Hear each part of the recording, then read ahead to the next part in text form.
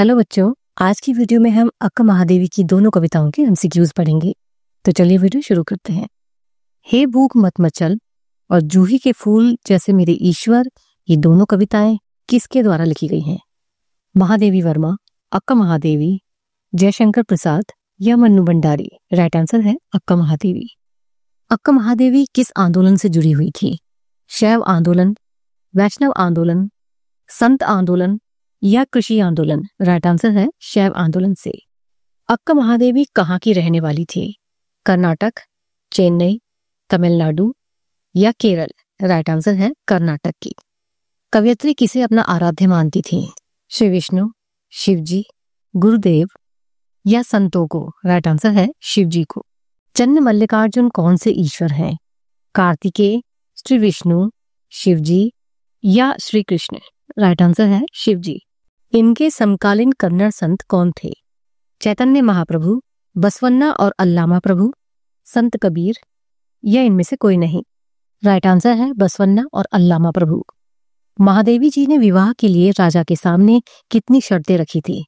2, 3, 4 या 5? Right answer है 3 शर्तें। विवाह के बाद महादेवी जी ने राज परिवार क्यों छोड़ दिया था? परिवार के कहने पर, राज परिवार में मन न लगने के कारण, राजा को दिए गए शर्तों का पालन न करने के कारण या दहेज के कारण? राइट आंसर है राजा को दिए गए शर्तों का पालन न करने के कारण। अक्का महादेवी कैसे चरित्र की महिला थी? विद्रोही, शांत, गंभीर या सरल? राइट आंसर है विद्रोही। महादेवी जी ने किसके वर्चस्व के विरुद्ध राजमहल छोड़ दिया था? राजा, पुरुष, महिलाएं या समाज? राइट आंसर है पुरुष। कवयित्री के दोनों वचनों का अंग्रेजी से हिंदी अनुवाद किसने किया था? अक्का महादेवी ने, केदारनाथ सिंह ने, हरभाव उपाध्याय ने या सोमनाथ सिंह ने? राइट आंसर है केदारनाथ सिंह ने। कवयित्री किस भाव को प्रकट करती हैं?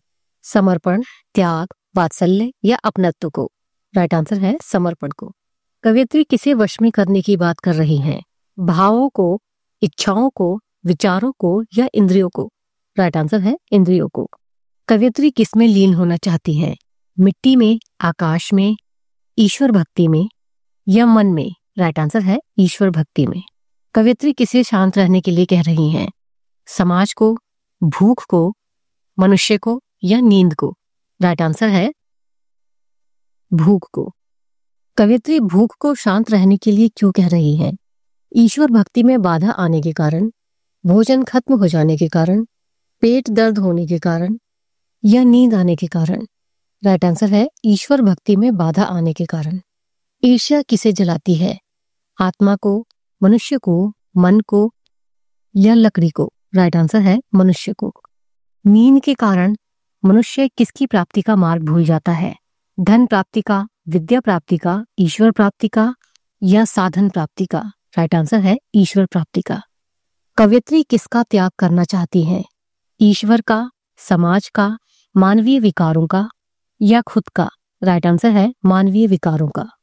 मनुष्य किस कारण बुरे कार्य करता है? अहंकार के कारण, आलस के कारण, परिस्थिति के कारण या भूख प्यास से व्याकुल होने के कारण?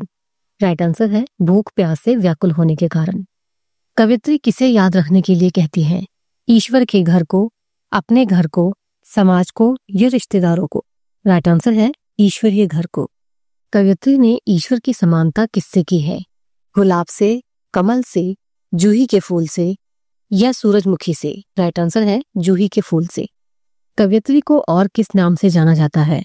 शिव भक्त के नाम से, अक्का देवी के नाम से, कन्नड़ की मीरा के नाम से या महादेवी नाम से? राइट आंसर है कन्नड़ की मीरा के नाम से। प्रभु भक्ति के लिए किस पर नियंत्रण होना चाहिए? खाने पर, पानी पर, इंद्रियों पर या आलस पर? राइट आंसर है इंद्रियों पर। महादेवी की कविताओं को क्या कहा जाता है? सबद, वचन, साखी या वाणी? राइट आंसर है वचन।